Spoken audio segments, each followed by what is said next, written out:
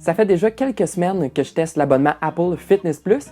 Il est maintenant temps de vous en parler. Donc pour ceux qui ne connaissent pas, l'Apple Fitness Plus, c'est un abonnement qu'Apple a mis sur pied il y a quelques années et qui regrouperait finalement plusieurs entraîneurs nous donnant des exercices précis et qui nous permettent de nous dépasser avec les objectifs quotidiens prévus sur notre Apple Watch. Déjà, ce que j'adore sur cette plateforme, c'est qu'il y a vraiment une multitude d'exercices possibles. Que ce soit pour les rameurs, de l'entraînement sur du tapis roulant ou même pour de l'exercice quotidien avec du cardio ou même des entraînements plus physiques, on va aller chercher vraiment tout type d'entraînement pour des débutants, intermédiaires et avancés. Donc vraiment, on intègre tout type de morphologie, de type de personnes et bien évidemment, si on est actif ou non. Dans les entraînements, il y a toujours 3 personnes qui font l'exercice, soit l'entraîneur qui est au centre et 2 personnes qui sont en arrière qui suivent l'exercice mais de manière différente. Donc, c'est-à-dire que par exemple, si moi je suis débutant et je veux commencer à faire l'exercice, il nous offre des possibilités plus faciles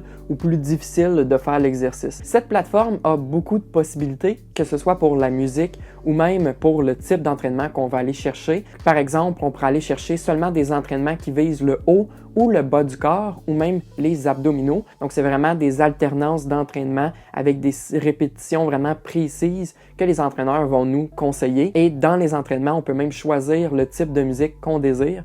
Donc, quand vous choisissez finalement un exercice, vous avez également la playlist disponible pour cet entraînement avec le style musicaux qui nous rejoint le plus. J'ai également testé certains épisodes qui est pilates, yoga et même de la méditation.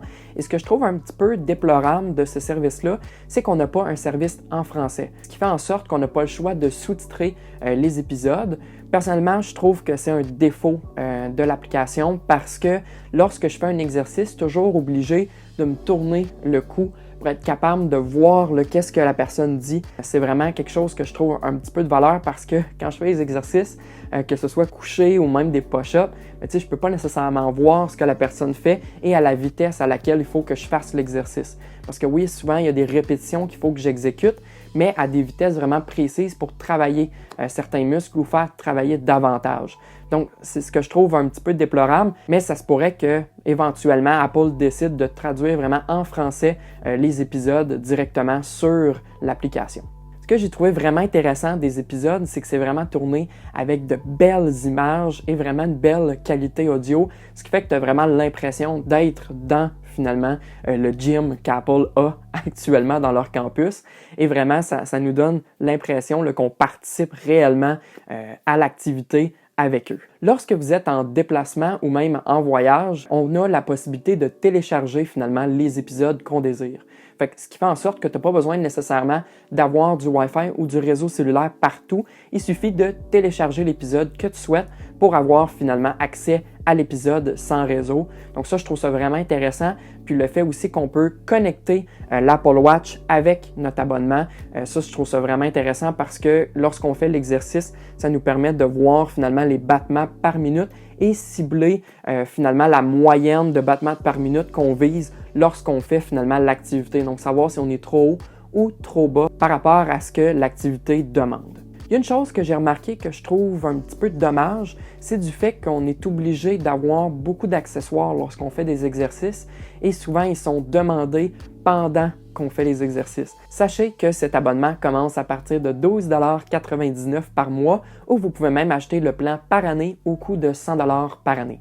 Donc, est-ce que je conseille finalement l'abonnement Apple Fitness Plus? Moi, je vous dirais si vous êtes quelqu'un de très indépendant, qui vous recherchez pas nécessairement quelque chose de super pointu en termes d'entraînement, mais que vous voulez commencer sur de bonnes bases avec de très bons conseils, moi je vous dirais allez à 100% avec cet abonnement-là. Les professionnels qui font les exercices, vous allez vraiment à vous améliorer et à travailler certains muscles qu'on ne travaille pas nécessairement par défaut. Mais si ce que vous recherchez comme abonnement, c'est vraiment quelque chose de plus précis selon votre morphologie ou selon votre type d'entraînement que vous voulez avoir avec vos objectifs, je vous conseille d'aller chercher un entraîneur privé qui, lui, va vraiment vous aider à atteindre des objectifs vraiment plus précis. Donc, sur ce, j'espère que cette vidéo vous a plu. Si c'est le cas, n'hésitez pas à mettre un petit thumbs up. Et sur ce, on se retrouve dans une prochaine vidéo. Sur ce, salut!